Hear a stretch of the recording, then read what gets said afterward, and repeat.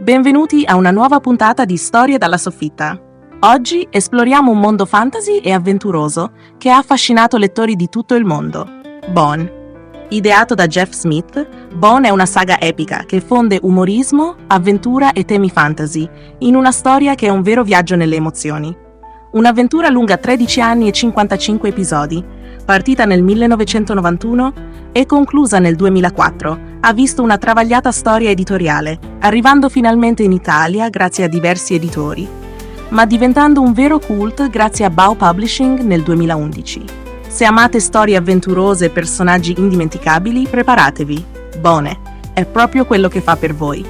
E non dimenticate di iscrivervi al canale per non perdere nessuna delle nostre storie dalla soffitta. Bone segue le vicende dei tre cugini Bone, Fon Bone, Phony Bone e Smiley Bone. Dopo essere stati cacciati dalla loro città natale, Bonneville, per colpa delle truffe di Phony, si ritrovano in una valle incantata e pericolosa, abitata da creature magiche e misteriose. La storia inizia con Fon Bone, il protagonista più tenero e coraggioso del gruppo, che dopo aver perso di vista gli altri due, si ritrova da solo in una foresta sconosciuta. Da qui iniziano incontri e peripezie, dai terribili rattodonti, topi giganti un po' stupidi ma anche affamati, alla dolce Thorn, una ragazza che cattura immediatamente il cuore di Fon Bone. Thorn vive con sua nonna, la tostissima Gramma Ben, che con una forza prodigiosa e un passato segreto diventa un personaggio centrale nella trama.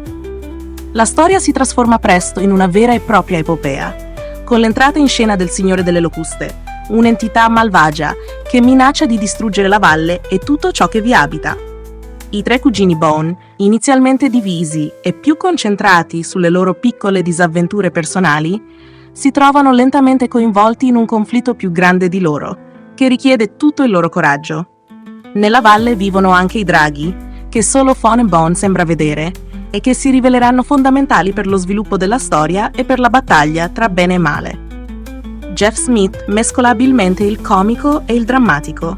La storia inizia con toni leggeri e umoristici, specialmente grazie alle disavventure e ai caratteri buffi dei cugini Bone, per poi addentrarsi in atmosfere sempre più dark e mistiche. L'intero universo di Bone è costruito in modo dettagliato e affascinante. È interessante il modo in cui Smith esplora il tema del destino e del coraggio, ma anche la critica alla cupidigia e al potere. Phony Bone, sempre a caccia di soldi, rappresenta l'avidità, spesso causa di guai, ma che serve anche a dare leggerezza alla storia.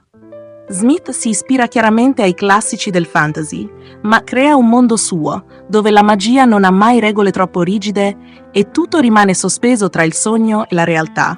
Le illustrazioni in bianco e nero, pulite e cariche di espressività, danno vita a una vera e propria favola moderna.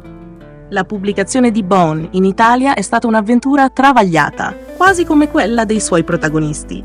Il fumetto arriva da noi nel 1996 grazie a Macchia Nera, ma l'editore fallisce e il progetto viene ripreso solo in parte dalla Lexi Production. Panini Comics ne raccoglie il testimone nel 2002 e finalmente nel 2011 Bow Publishing rilascia l'edizione integrale, raccogliendo tutti gli episodi in un unico volume di 1300 pagine. Bow, nel tempo, ha anche pubblicato alcuni spin-off come La principessa Rose, illustrato da Charles Vess, e Stupide Code di Ratto, che racconta le avventure di Big Johnson Bone, il fondatore di Bonneville. Bone è spesso definito il signore degli anelli dei fumetti per la sua vastità e per l'abilità con cui Smith intreccia elementi di fantasy epico con momenti comici e surreali. È una storia che si può leggere su diversi livelli. Per i più giovani è una divertente avventura, ma per un lettore più adulto diventa una riflessione sull'eroismo e sul sacrificio.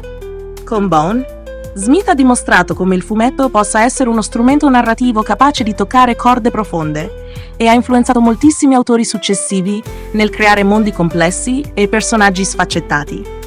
Bone è, secondo me, un capolavoro che incarna la bellezza del fumetto come mezzo artistico. Con la sua capacità di essere contemporaneamente divertente, emozionante e profondo, riesce a rimanere attuale anche oggi, anni dopo la sua conclusione.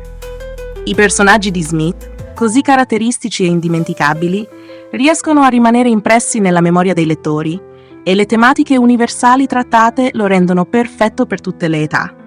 Se amate le grandi storie che parlano di coraggio e amicizia, ma con un tocco di umorismo e assurdità, Bone è un fumetto da non perdere.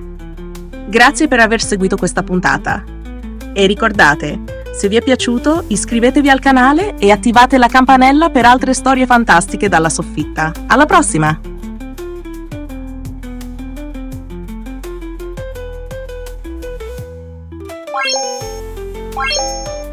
Bye.